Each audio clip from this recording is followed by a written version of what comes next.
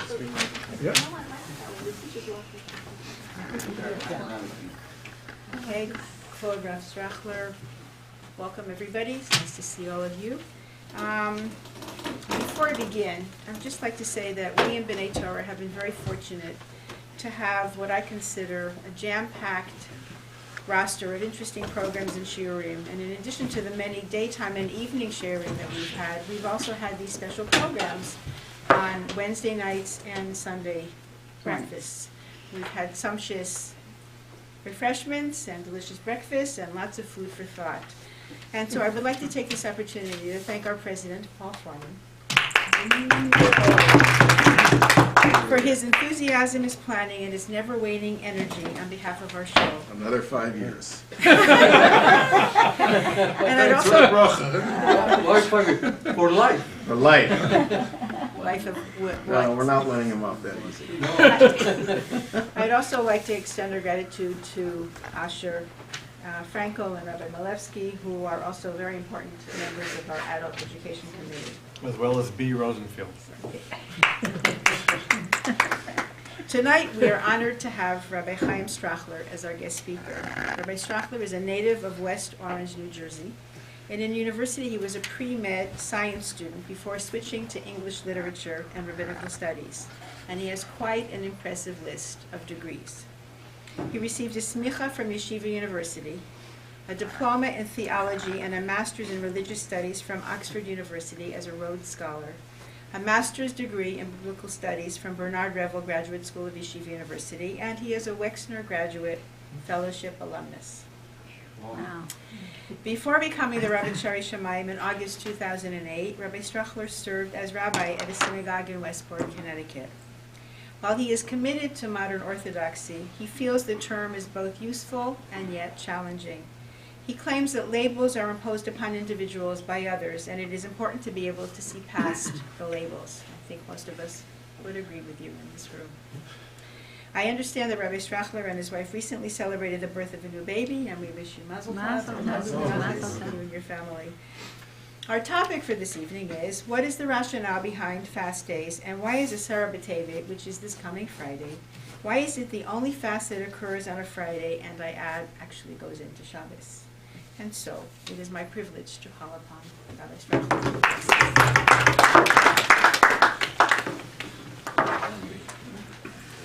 Thank you for that wonderful introduction, and kol hakavod to the community for having an active adult education program. And thank you to everyone for coming out on this cold winter night. It's although technically it's not winter yet. Certainly it's But not it is winter cold. in Canada yet. Technically. But it is certainly cold. And so thank you for coming out. It's much appreciated.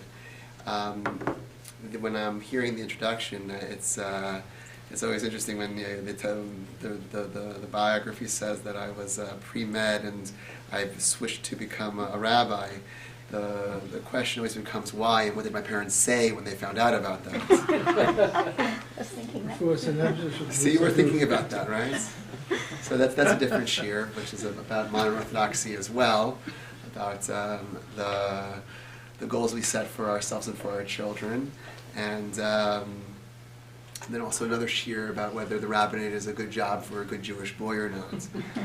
But be that as it may, we have an opportunity to reflect on the opportunities of modern orthodoxy, as that I described in my biography as well, which was also a very nice quote. And I think that there's something worthwhile in our frames of reference when it relates to Asara B'Tevet and the fast days as well. And the question of the stories that we tell to explain our rituals and to explain ourselves and to explain why it is that we do the things that we do are essential. And it's this question, which I believe is really the first step in our approach to understanding why it is that we fast on fast days at all. And the classic source that relates to this is the Navi Zechariah, in which Zechariah was asked, when the Jews returned to the land of Israel after their first exile, what are we to do now that we're back in Israel? And now the question that Zechariah faces is complex. It's not just, It's now Reshit Tzmichat Geulatenu. We're back in Israel. Why should we have any need to fast anymore? Seemingly all that went wrong with destruction has been reversed, and therefore there should be no reason to fast. The thing is that in the times of Zechariah, as we know from the Haftorah that we read just a couple of weeks ago on Shabbat Chanukah, that the redemption was not all it was cracked up to be. That the Beit HaMikdash was a pale reflection of what was in the times of King Shlomo. And as a result, the people didn't know what to do with this moment of needing neither here nor there. Was it redemption? Was it not redemption? And so they came to Zechariah and asked Zechariah, what do we do about our fast days? And to quote, Komar Hashem Tzvakot, this is Zechariah's response, Tzoma Revi'i, V'tzoma Chamishi, V'tzoma Shvi'i, V'tzoma Asiri, that the fast days of the 4th, the 5th, the 7th, and the 10th months will be for Beit Yehuda, Yel Beit Yehuda l'sason simcha, u'moadim tovim va'emet va'shalom ehahavu. There will come a time when, in fact, that will be the case. The fast days will cease, and that these days will be transformed from being days of tragedy, of mourning, to be times of great joy. But this was for something off in the future. But in the meantime, the Nevi'im have emphasized that the fast days achieve only a purpose if they are days in which we are able to focus ourselves on tshuva and bringing ourselves close to God, and to simply fast for ourselves is meaningless if we're not able to devote it towards the Kadosh Baruch Hu. Now, the Tzoma Asiri is our focus today. The focus is on Asara B'Tevet. Now, the reason that it's called Tzoma Asiri is not because it's the 10th day of the month, but rather it is because it is the 10th month. The Tevet, after Tevet comes Shvat, and then comes Adar. Adar is the 12th month, Shvat is the 11th month, and the 10th month is Tevet. And this month has a something very unique about it. And that is what was mentioned earlier, which is that the one fast day that falls out on Friday is Asara B'Tevet, and the one fast day that never falls out on Shabbat is Asara B'Tevet. Now you might say to me, well, when does Tzom Gedalia ever fall out on Shabbat, which it did this year? It was a 3-day Yontif, so that's an example of where that happens. But even then, Asara B'Tevet, Tzom Gedalia, never falls out on Tzom Gedalia. Because when did Tzom Gedalia actually take place? When was Gedalia murdered? Second day of Rosh Hashanah. On Rosh Hashanah, the first day of Rosh Hashanah itself. And so it's always a nidcha, as it were. But the status of Asar B'Tevet achieves special attention in the words of the Abu Draham, who, in commenting about this fast day, says that there's something unique about Asar B'Tevet. He writes, "V'chiluk yesh b'neihem," and there's something distinct about these fast days. She'arba hatzomot heim nidachim lif'amim, because the 4 fast days, as Zechariah quoted them, the fast day of Yud Zayin B'Tammuz, of Tisha B'Av, of Tzom Gedalia, and Asar B'Tevet, all of them are at times pushed off. Kishachalu b'Shabbat, when they fall on Shabbat. Chutz me'asara b'Tevet, except for the 10th day of Tevet, because in our calendar it never falls out on Shabbat. She'enu chal le'olam b'Shabbat, it never falls out on Shabbat. Aval hu chal lif'amim b'yom shishi, it does sometimes fall out on a Friday, as it does this year here. U'mit'anin bo b'yom, and then we fast on that day itself. Va'afilu hayachal b'Shabbat. And now that Abu takes something that it makes an assertion. He says, and what would have happened had it fallen out on Shabbat? What would have been the consequence then? Lo hayu yecholim l'tchoto liyom acher. They would not have been able to push it off to another day. So this argument that Abu Draham says is something which is amazing. Because if you think about it, why should Asar B'Tevet be any more important than Tisha B'Av? Tisha B'Av is a day in which we fast not just on the day itself, but also on the night before.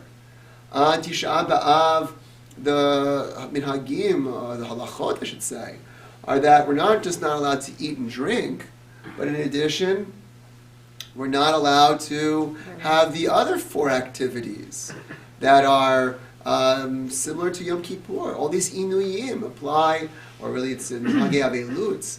All these things apply on Tisha B'Av and do not apply on Asara B'Tevet. The Abu Draham goes out on a limb and says that had Asara B'Tevet ever fallen out on a Shabbat, it would have been pushed off. So what is the idea here? What is the logic behind this unique quality of Asara B'Tevet? Now just to be clear, full disclosure, the Abu Draham is not accepted lahalacha. The Shulchan Aruch is very clear in rejecting the view of the Abu Draham and the Beit Yosef. He writes, "Rav David Abu Draham katav b'hilchot ta'anit she'asar b'tevet hu mishuna mishar taniyot." He writes, it is different from all other fast days. Shim hayachal b'Shabbat lo yu yicholim l'tchoto. That if fallen on Shabbat, it would not have been able to push it off liyom acher. Because it says in regards to that day, Be'etzem hayom hazeh k'miyom Kippurim. He treats it just like it is on Yom Kippur. He has a quote from Yechezkel where it's referred to Be'etzem hayom hazeh, as we'll see in a little while, that Yechezkel refers to this day as being Be'etzem hayom hazeh, which parallels what is described on Yom Kippur. K'mo b'Yom Kippurim, lo yadati minayin lo zeh. And I have no idea where this comes from. And if the Beis Yosef doesn't know where it comes from, not many people are going to know where it comes from. So he thinks that the Mudraham came up with something shocking in making this argument. Now, I think we can defend Abu Draham in one way, which is that all of us, when we are saying L'chadodi, this Shabbos, are going to have a very odd experience, which is that we're going to be hungry. Now, I'm not sure how you go into Shabbos, but most of us are very careful not to go into Shabbos too hungry because we don't want to have that feeling on Shabbos. We want to be hungry for Shabbos dinner. We don't want to be too full, but we want to have something in our stomachs. We want to at least have had breakfast. But we're going to be this Shabbos, we're going to be very hungry. We might be even a little bit pained. And if the rabbi gives too long of a speech on Friday nights, it's not going to be good for the rabbi. So that experience is something that I think the Abu Draham is sensitive to, and says, well, if we allowed that experience to take place on Shabbat, we allow that little bit of Inoy on Shabbat, that means that Asar B'Tevet is special. There's something unique and outstanding about it, and therefore we must seek to understand what that might be. And so he mines our tradition in finding a link between Yom Kippur and Asara B'Tevet to justify this special treatment. And just to quote for you the pasuk in Yechezkel that is his source, it is Vayhi Dvar Hashem Elai. Yechezkel, who's living in Bavel at the time of this nevuah, B'Shana HaTish'it, B'Chodesh HaAsiri, B'Asor LaChodesh Lemor. So this is the 9th year, which is the 9th year of the reign of Nebuchadnezzar, and the 10th month, the 10th day, which, as we'll see when we look at the book of Melachim, is the exact day that the events of the besieging of Jerusalem takes place. Ben Adam, God refers to Yechezkel always often as Ben Adam. Ksav lecha et shem hayom et etzem hayom hazeh, samach melech Bavel et Yerushalayim be'etzem hayom hazeh. And so that phrase of etzem hayom hazeh, which appears twice in the pasuk in Yechezkel, parallels the words of etzem hayom hazeh that apply for Yom Kippur. It's a bit of a stretch, a bit of a linguistic comparison, but that's what the Abu Draham, I believe, is seeking something to explain this odd quality about Asar B'Tevet. Which brings us to the next question, which is why? Why of all the fast days does Asar B'Tevet have this quality that we would fast into Friday night for it? And what would bring the Abu Draham to make such an odd argument to suggest that this day is worthy of fasting even if it were to fall on Shabbat?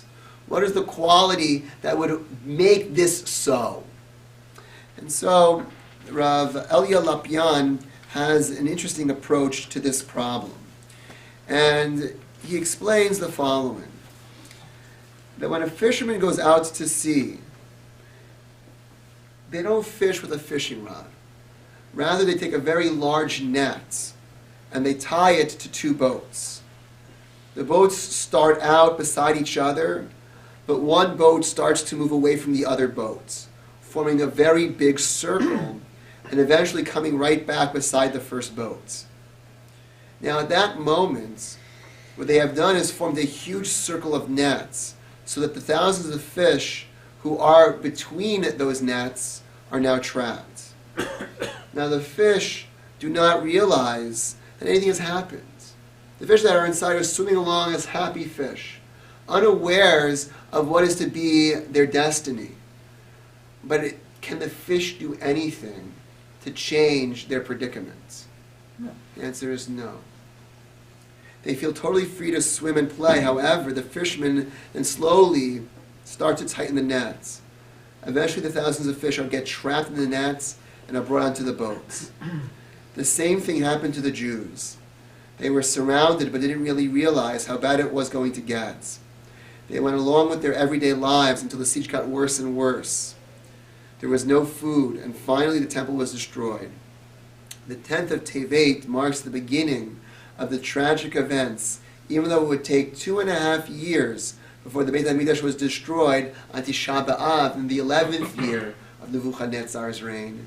And it was a long process, but on a certain level, looking out from the lens of history, that process was complete when the siege was first put into place. When the siege was placed upon Jerusalem, all was lost, even though we may not realize it. So on a certain level, argues Rav Lopian, taking from Abu Draham's approach, Asar B'Tevet is something which is unique, and that it is the beginning. It is the beginning of all the fast days. And as we live through Jewish life, we don't often appreciate the history and the connections between the fast days. If you were to ask your average day school student, what was the chronology between the 4 fast days, if they know the 4 fast days, it would be very hard for them to tell you that Asar B'Tevet comes before Yud Zayin B'Tammuz, which comes before Tisha B'Av, which comes before Tzom Gedalia. They would not necessarily know that order. But the order, Rav Lopian says, is extremely significant. And just as Tisha B'Av is the climax of the story, Asar B'Tevet is the start. So I want to take some time now to really drive down a little bit more deeply into Rav Lopian's approach to the specialness of Asar B'Tevet, and also to see how the Tanakh approaches this story of the sad moments of our history, this trajectory of destruction. Because coming off a holiday like Chanukah, and I would say even more than that, in our modern age, how many of us take the time to celebrate or to commemorate tragedies within our civic history in one way or another way? The idea of setting aside time to mourn is something which is foreign from much of the modern experience. Where I come from in the United States, Memorial Day is a shopping day. It's not something that people really treat as being something which is worthy of awareness of the tragedies of history, when all of our attention is really focused on the good times. And as we go from Chanukah into Asar B'Tevet, I don't want to surprise anyone here in the room, but you're not going to hear any Asar B'Tevet songs on the radio. You're not going to hear much attention in the Jewish popular media to Asar B'Tevet. It's going to come and go as if it never existed. So I'm going to share with you 2 sources. One from the book of Melachim, and the other from the book of Daniel. So let me just pass these around. Thank you. Yeah.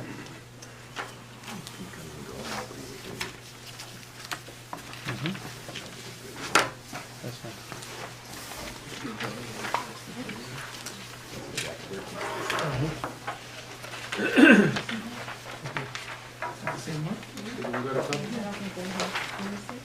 Extra copies over here. That's what you want?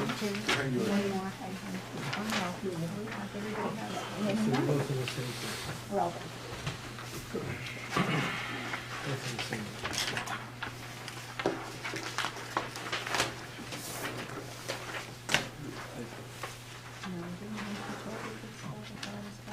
going to look at the first source from Melachim Bet. This is the final chapter of the book.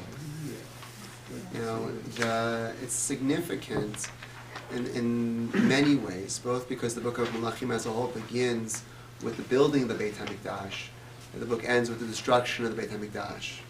And that there is in some respects, a cycle within the book between the building of the first Jewish kingdom and then the loss of the first Jewish commonwealth at the end of the book. As well, the book of Melachim is the final book of Nevi'im Rishonim, and in some respects is the completion of a trajectory that begins with Sefer Shmot, when the Jewish people enter as a people onto the map of history. And with the book of Melachim, the identifiable Jewish nation ceases. That all of a sudden, the Jewish national identity must shift from becoming a nation state to becoming something else. And this chapter has a lot of weight to carry, not just in establishing for us a history of the steps of destruction that will become our fast days, but also in describing for us the possibility the Jewish people can live without a land. Is such a thing possible? So looking at the beginning of the chapter. Vahi bishnat hatish'it lemalcho. And it was in the 9th year of Nebuchadnezzar's reign, B'chodesh ha'asri b'asor lachodesh. In the 10th month, in the 10th day, Ba Nebuchadnezzar melech Bavel. Nebuchadnezzar, the king of Bavel, comes. Hu v'chol chelo al Yerushalayim. He and all his armies to Jerusalem. Vayichan aleha, vayivnu aleha dayik saviv. And he encamped against it, and he built forts against it round about. Now, I mentioned earlier that at this time Yechezkel is living in Bavel. And that is because years earlier, 11 years earlier, it was, right, 9 years earlier, not 11 years, 11 years from the time of the destruction. 9 years earlier, Nebuchadnezzar had conquered Jerusalem before and had placed into exile the king, Yehoiakim. And the story of Yehoiachin, was taken into exile, and with him, of course, Mordechai, as you might remember from the Megillah. And so you already have left in Jerusalem a shell of the great leaders that had existed beforehand. All the upper crust of society was already placed into exile. And then you have puppets, kings that were placed there by the king of Bavel. And those kings, Tzidkiyahu, now rebel against him. And he comes against Jerusalem to destroy it now.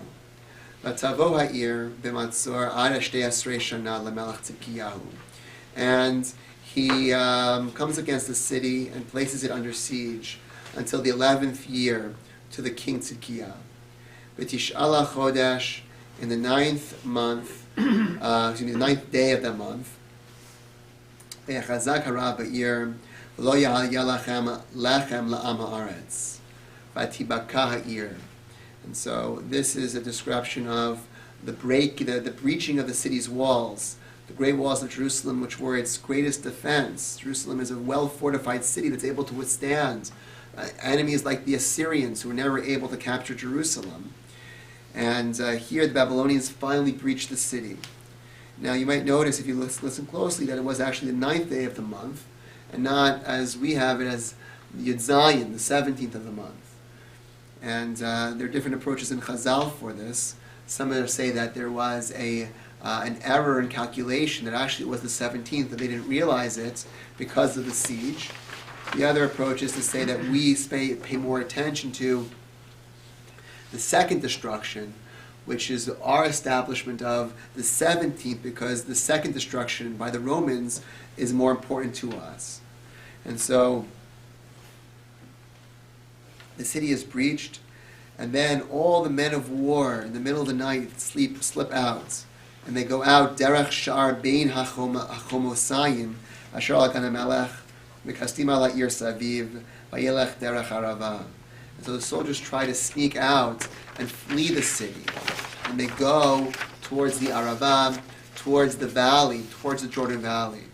And this is a significant thing to know about Jewish history. This is not the first time that this sort of a thing was attempted. Because King David, when he flees Jerusalem, when Avshalom rebels, goes also that same path towards the Arava, and David is able to cross the Jordan and defend himself in a fortress and rally his troops to fight another day to eventually defeat Avshalom. And in fact, this happens again later in history. If you think about what happened after the destruction of the Second Temple, when was it that the Jews were defeated or finally defeated at the end of that war? It was at Masada. Masada, again, also a fortress along that valley, the Arava. And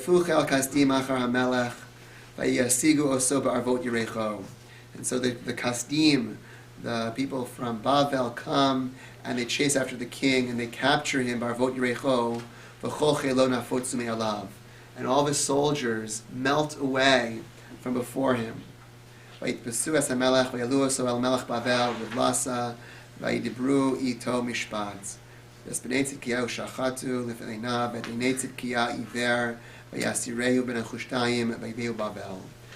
told the tragic story of Tzidkiah, as he must witness the destruction of his children and to be carried off into exile to Bavel after being blinded. And the story continues to describe the terrible devastations that Nebuzaradan, the head executioner of Bavel, inflicts upon the city of Jerusalem. I want to skip now to the end of that chapter. Now we get to the 7th month, and this is the final fast day of the cycle. Yishmael ben Netanya ben Elishama mizera Mlucha v'asarana shimito. So Yishmael, a descendant of the kingdom, of the kingship of David, and 10 men with him, and they come against Gedaliah. Vayaku et Gedaliahu vayamot. And they smite Gedaliah and he dies.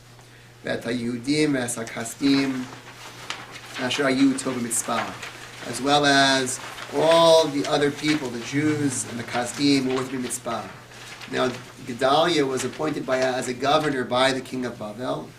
Gedaliah was a descendant of the advisors of the king, but not of the king himself. And he argued or sent out messages to all the soldiers who had melted away into the caves and into all the other places of Israel, hiding out from the Kasdim, that it was time to lay down your arms and make the best of the bad situation.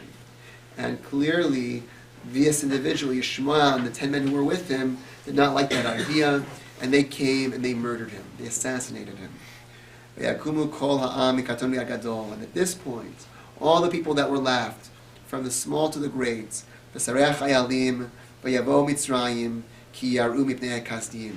they all traveled and fled to Egypt because they were feared the Kasdim.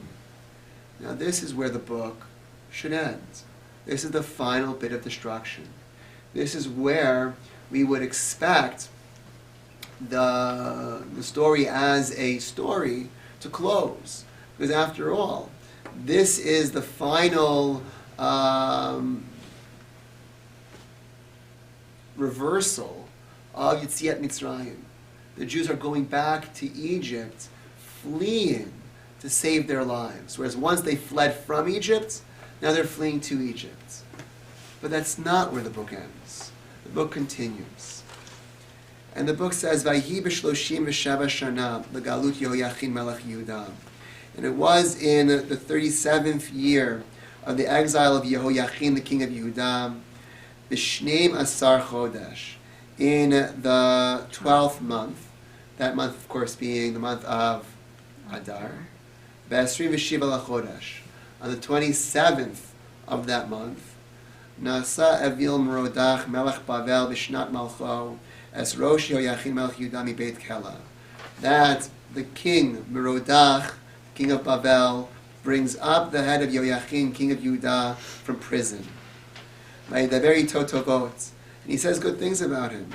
Vayitenes kiso me'al kisei hamlachim asher ito beBavel, and he places his throne above all the other thrones of the kings, other kings who have been captured or are present in Bavel. Vishinas bigdei kilo, v'achalechem tamid lefanav, kol yimei chayav. And he changed his garments of captivity, and he eats bread always before him, all the days of his life. V'aruchato aruchat tamid nitzna lo me'et hamelech, dvar yom b'yomo, kol yimei chayav. And for his allowance, there was a continual allowance given to him from the king, every day a portion, all the days of his life. And this is how the book ends. Why? Why does the book of Malachim end here? A very odd place. And I believe that there is a key message here about Jewish history. And in some small way, a message also about Asara B'Tevet as well. And that is that even at the times of our greatest destruction, the times in which we would lose all hope, that the book cannot end on a sour note. That there has to be a possibility of continuation that is allowed to us as a people.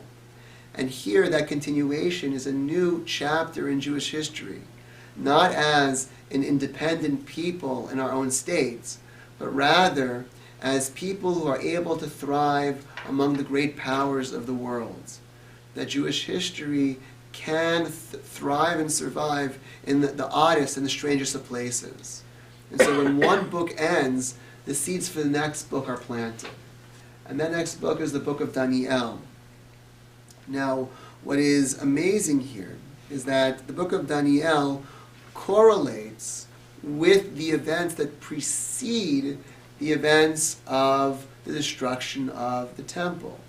That here, as we turn to the next bottom of the page, the book of Daniel, the book after Malachim, chronologically, the temple has not yet been destroyed. Bishnat Shalosh, Malchus Yehoyakim Melech Yehuda, Ba Nebuchadnezzar Melech Bavel Yerushalayim, Vayatzar Aleha. Vayitain Hashem biyado et Yehoyakim Melech Yehuda, Umektsas klei beit Elohakim, Vayivi'im eretz shinar beit Elokav, V'takelim hevi beit otzar Elokav. So this is the first exile, the exile of Yehoyakim, which is 11 years before the destruction of the temple. We're told in the book of Daniel this history. And we're told about all the vessels of the house of God that are taken away. And this tragic end of the Beit Elokim that we noted in the last chapter of Malachim. However, there's a further element of the treasures of Jerusalem that are also taken. And that's verse 3. Vayomer HaMelech la'Ashpenaz Rav Sarisav la'aviv b'nei Yisrael mizar melucha u'min apartimim. And so the king says to the head of his eunuchs to bring from the children of Israel and from the children of the kings and the children of the nobles, Yiladim asher ein behem kol mum. Take children who have no blemish. V'tovei mar'eh u'maskilim b'chol chachma. Children of fine appearance, people who know all wisdom. V'yodei dat mivnei madda, v'asher koach bahem lamod b'eichal hamelech u'lamdam sefer u'lishon kazdim. I want the best and the brightest of Jerusalem. Vayiman lahem hamelech devar yom biyomo mipad bag hamelech umiyein mishtav ulegadlam shanim shalosh. Mitzasam yamdu l'fnei hamelech. And so the king takes these boys and asks that they be trained to become great Babylonians. And he's gives them names. There were among them from the children of Yehuda, Daniel, Hananiah, Mishael, and Azariah. And they are given names. Daniel, Balchetzar, Hananiah, Shadrach, Mishael, Meshach, Azariah, Abednego. They all get names. They get names that are Babylonian names. But before we go on to see their specific stories, the significance of the parallel between the sacking of Jerusalem and the story of the vessels that are lost to the Babylonians is immediately paralleled to the story of the boys that are also commanded by the king of Bavel to also be taken. And there's a parallel there between the treasures of Jerusalem of a physical sense and the treasures of Jerusalem in a human sense.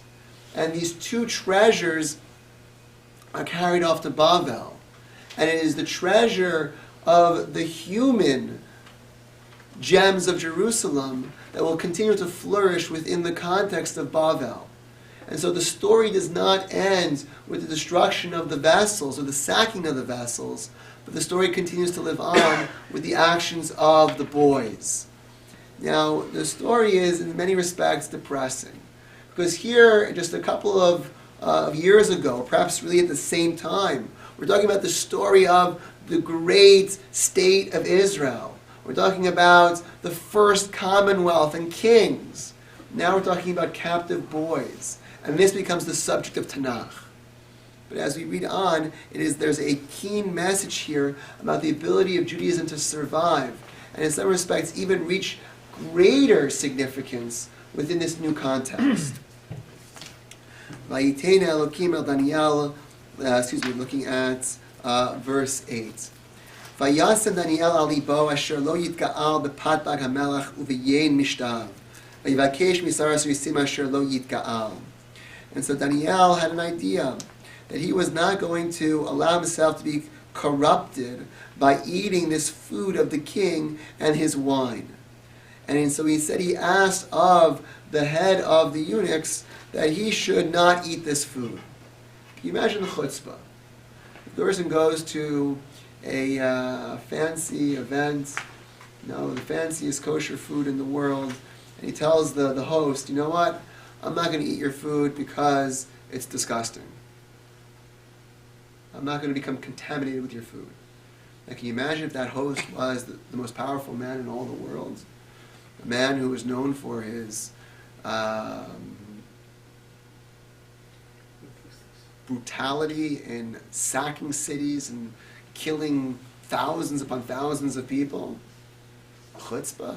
A little kid getting up and saying this?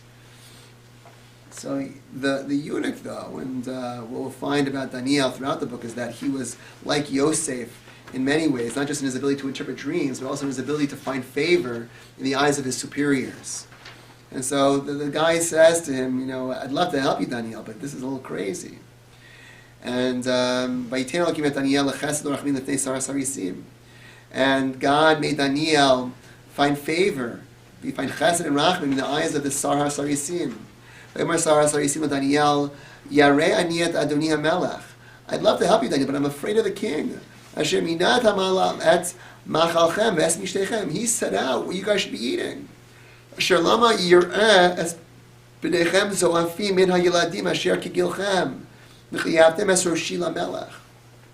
Why should your faces look poor? Why should you guys look skinny if you're not eating what you're supposed to eat?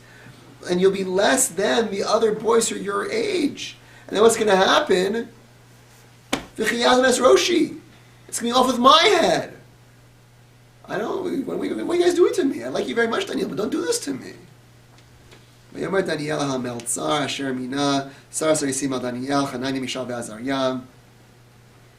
So Daniel says to the steward, that the Saras Harisim appointed upon them. He said, Nas Abdecha, we'll do a little test, a clinical trial.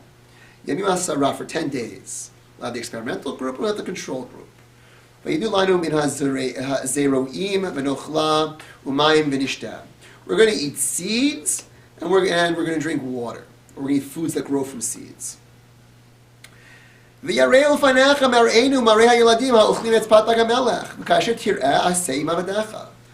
compare the two of us and see who looks healthier, us or the other boys. So for 10 days, what's the big deal? 10 days. Let's see what happens. And so we listen to them. And they tested them for 10 days. And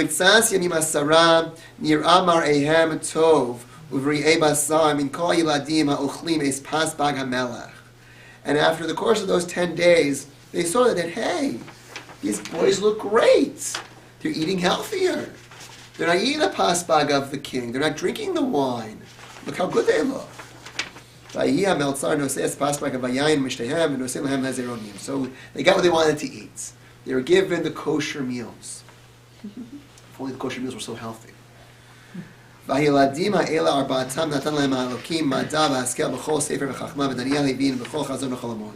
so the boys flourished. And sure enough, the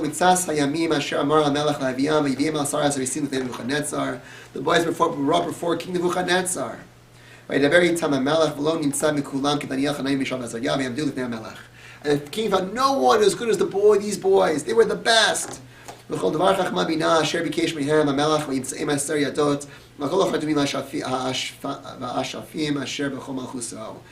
when any matter that he asked them, he found 10 times better with them than from anybody else.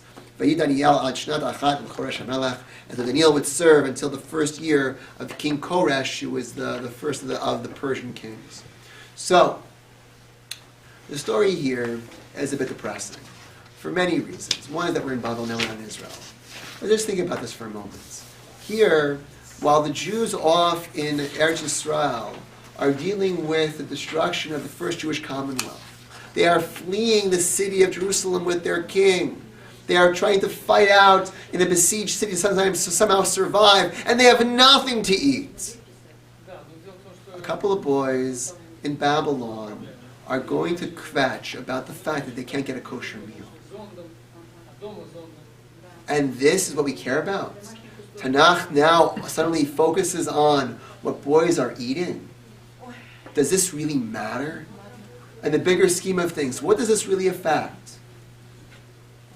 And the answer is everything. Because what Daniel, Hananiah, Mishael, and Azariah are doing is they're saying that we, as the treasures of Jerusalem, still believe in Kedusha. We still believe in the possibility of sanctity.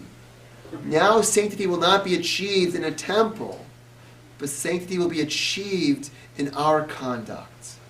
That the temple now is not the vessels that were sacked from Jerusalem, but the temple are the Jews themselves, who conduct themselves differently.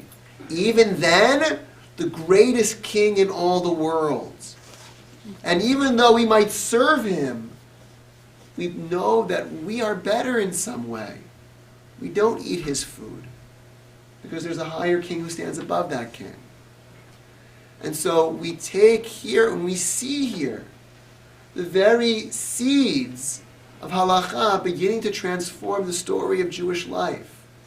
That we are a people that can survive exile because of our conduct.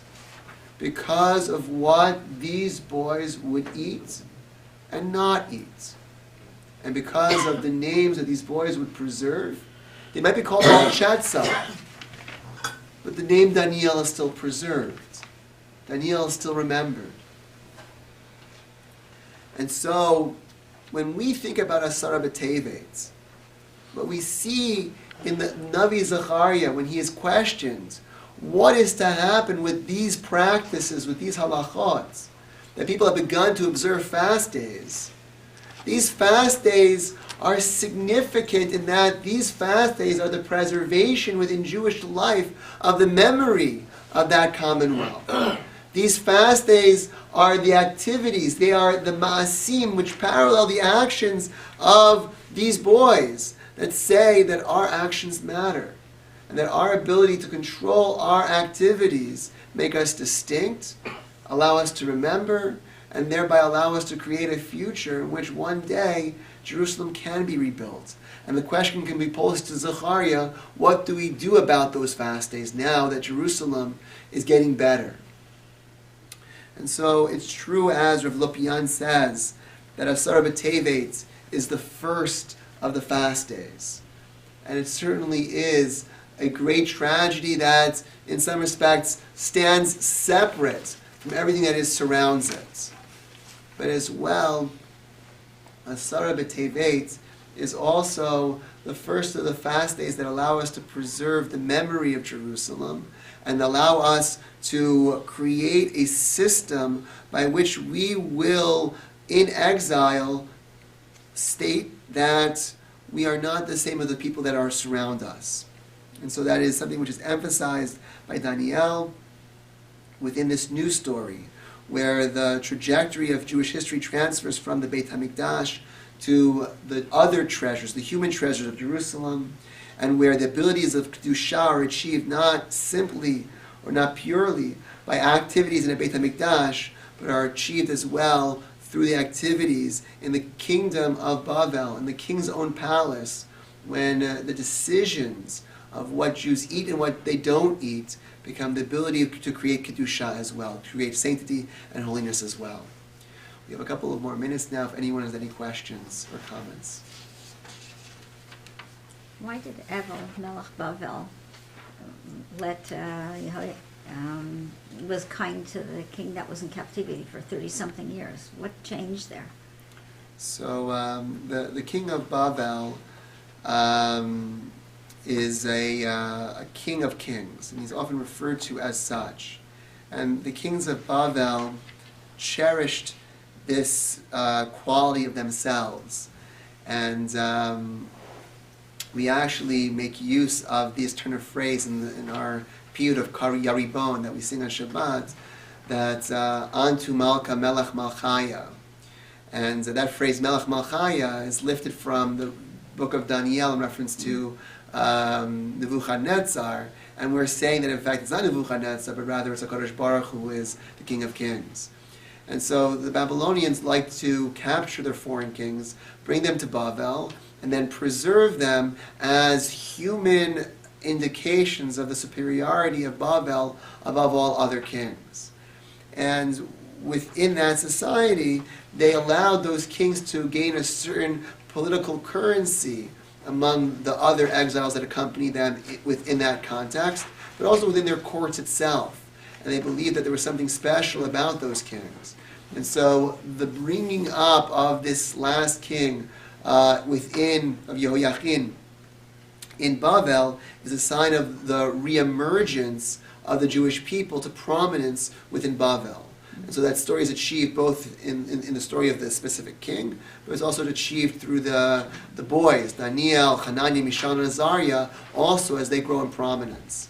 And this becomes a trope for Jews throughout history, that the Jews are able to thrive in almost any context, whether it be with people like the Barbanel or Disraeli.